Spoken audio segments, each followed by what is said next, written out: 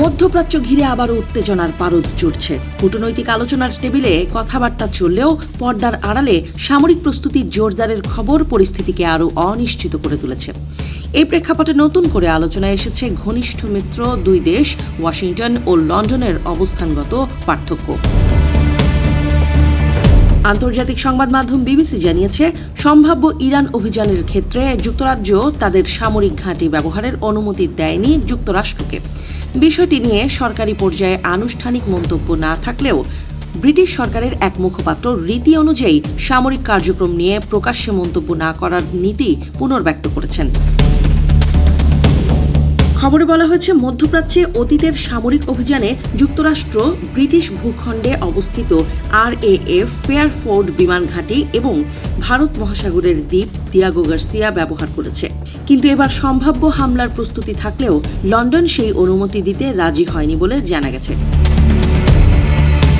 এদিকে ব্রিটিশ পত্রিকা the Times জানিয়েছে, চাগোস দ্বীপপুঞ্জ মরিশাসের কাছে হস্তান্তর এবং যুক্তরাজ্য যৌথ ঘাঁটির লিজ সংক্রান্ত চুক্তি নিয়ে মার্কিন প্রেসিডেন্ট ডোনাল্ড ট্রাম্পের সাম্প্রতিক সমালোচনার পেছনে এই অনুমতি না দেওয়ার বিষয়টি ভূমিকা রাখতে পারে।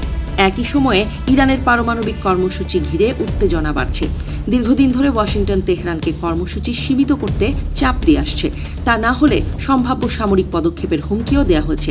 সাম্প্রতিক সপ্তাহগুলোতে এই অঞ্চলে মার্কিন যুদ্ধজাহাজ, যুদ্ধবিমান ও সামরিক সরঞ্জাম মোতায়েন বৃদ্ধি পেয়েছে বলে বিভিন্ন সূত্র জানিয়েছে।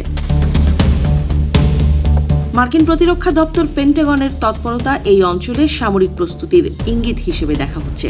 তবে একই সঙ্গে কূটনৈতিক যোগাযোগও বন্ধ হয়নি। সুইজারল্যান্ডে মার্কিন ও ইরানের প্রতিনিধিদের মধ্যে সাম্প্রতিক আলোচনায় কিছু অগ্রগতি ইঙ্গিত পাওয়া গেছে।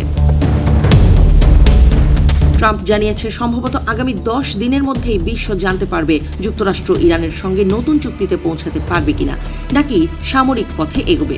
এই বক্তব্য আন্তর্জাতিক অঙ্গনে নতুন করে উদ্বেগ তৈরি করেছে।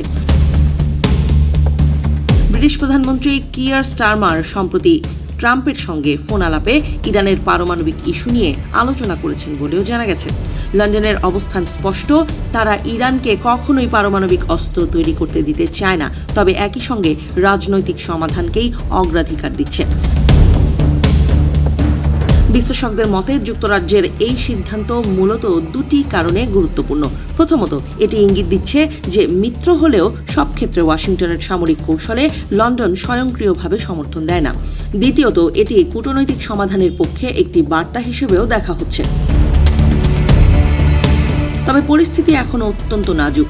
একদিকে সামরিক প্রস্তুতি, অন্যদিকে আলোচনার সম্ভাবনা। তাই আগামী কয়েক সপ্তাহ মধ্যপ্রাচ্যের স্থিতিশীলতা এবং আন্তর্জাতিক রাজনীতির ভারসাম্যের জন্য গুরুত্বপূর্ণ হয়ে উঠতে পারে।